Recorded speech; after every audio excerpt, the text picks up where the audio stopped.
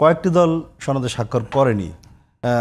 এরপরেও কি আমরা মনে হচ্ছে যে ফেব্রুয়ারির প্রথমার্ধে যে নির্বাচনের কথা বলা হচ্ছে সেখানে আমরা মসৃণভাবে যেতে পারছি বা আমরা আগাচ্ছি? আপনার মূল্যায়নটা কি?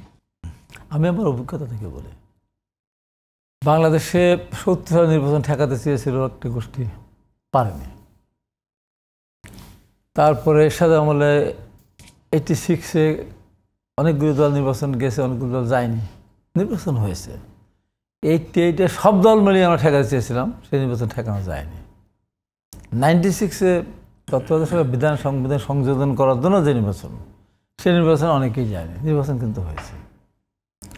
2014 সালে যে নির্বাচনটা হলো, সব দল মিলিয়ে আমরা বিরুদ্ধে গেছিলাম, 153টা বিনা প্রতিদ্বন্দ্বিতা হয়ে গেছে। এবং সর্বশেষ 2024 নির্বাচন কিন্তু একটা ঠেকানো যায়নি, নির্বাচন হয়েছে। 15 ফেব্রুয়ারি নির্বাচনও তো হয়েছে। ওই নির্বাচনটা ছিল ঐতিহাসিক একটা নির্বাচন, তত্ত্বাবধায়ক সরকার সংবিধান সংযোজন করার জন্য বলাই ছিল। আচ্ছা, এবং সেটা প্রথম সংসদেই সেটা পাশ করেছে। এটা পৃথিবীর ইতিহাসে নজিরবিহীন একটা ঘটনা। এখন কথা হলো যে কয়েকটি দল স্বাক্ষর করেনি, যেমন রবীন্দ্র হোসেন প্রিন্স দল করেন। তার মানে তার জন্য নির্বাচন ঠেকে যাবে, নির্বাচন হবে না তা তো না। নির্বাচন কমিশন নির্বাচনের তারিখ ঘোষণা করলে সবাই নির্বাচনে যাবে, নির্বাচন যারা যাবে না তারা ছিটকে যাবে, খুব পরিষ্কার কথা। কিন্তু জনগণের যে আশঙ্কাটার কথা বলা হয়, জনগণের যে এখনো যে চিন্তাভাবনা বা এখনো একটা আশঙ্কা আমরা অনেকের মুখেই চলতে ফিরতে আমরা শুনতে পাই, নির্বাচন হবে তো, আপনাদের কাছে কি এই আশঙ্কাটা পৌঁছায় না? আমার কাছে মনে হয় নির্বাচন হবে। নির্বাচন না হাতে সরকার থাকবে না, নির্বাচন না হলে সরকার থাকবে না। এই সরকারকে আর সেনাবাহিনী পাহারা দিবে না। দেশ পাহারা দিতে দিতে আমার অর্থনীতি নিচের দিকে যাচ্ছে, জিডিপি কমে যাচ্ছে, ইনভেস্টমেন্ট নেই, বেকারত্ব বাড়ছে, দুর্নীতি বাড়ছে, আপনার দ্রব্যমূল্যের ঊর্ধ্বগতি, যেখানে সেখানে অগ্নিসংযোগ, নানান কাহিনী ঘটতেছে। তো কেন ফেব্রুয়ারির পরে আবারও সেনাবাহিনী এই পাহারা দিবে? আর সেনাবাহিনী যখন তা থাকবে তখন সরকার একদিনও থাকতে পারবে না। অতএব সরকারকে সে এক্সিট নিতে হলে তাকে নির্বাচন করতেই হবে, এবং এই নির্বাচন কেউ বাধা দিয়ে ঠেকাতে পারবে না। আমি মনে করি যে অতীতে পারিনি, অভিজ্ঞতায় বলছি, কেউ ঠেকাতে পারবে না, নির্বাচন হবে। এবং অবশেষে নির্বাচন সবাই আসবে। যদি কেউ না আসে, সে তার দলকে নিয়ে তখন সে কত বড় সমস্যা পড়বে তার নিজেরা হয়তো এখন জানে না। এখন তো বলে যাচ্ছে 8 মে নির্বাচন তাদেরকে আসতেই হবে, না আসলে এবার এমন কোনো ঘটনা হবে না যে ঘটনার কারণে তার অনেকখানি রাজনীতি এগিয়ে যাবে, সেই এগিয়ে যাওয়ার কিন্তু সুযোগ নেই। এখন কথা হলো যে দীর্ঘদিন আলোচনা হওয়ার পরে আপনার জুলাই সনদ স্বাক্ষর অনেকে করলেন না।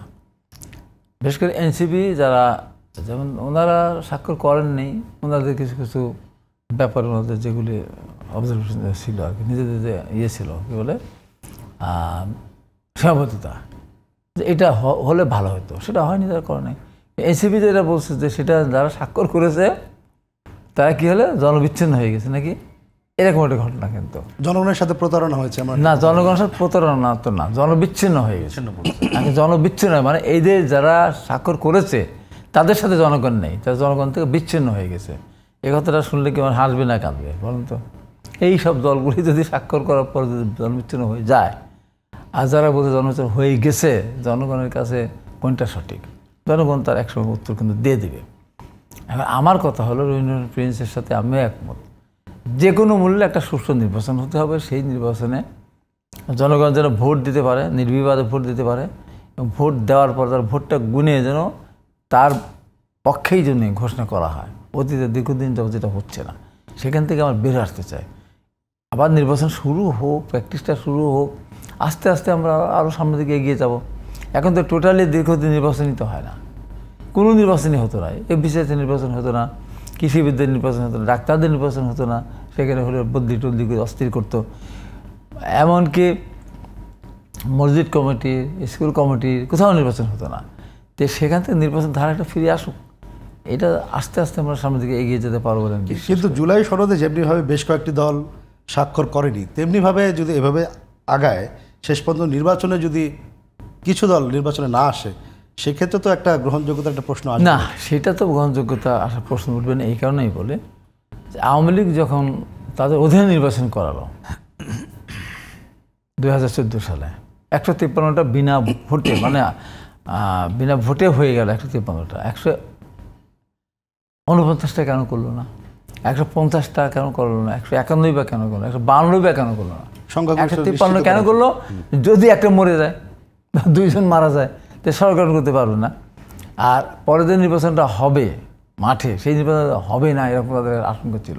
নির্বাচন না হলেও সরকার গঠনের ক্ষেত্রে যেন কোনো বাধা না আসে, সেই কারণে 153টা তার বেছে নিয়েছিল।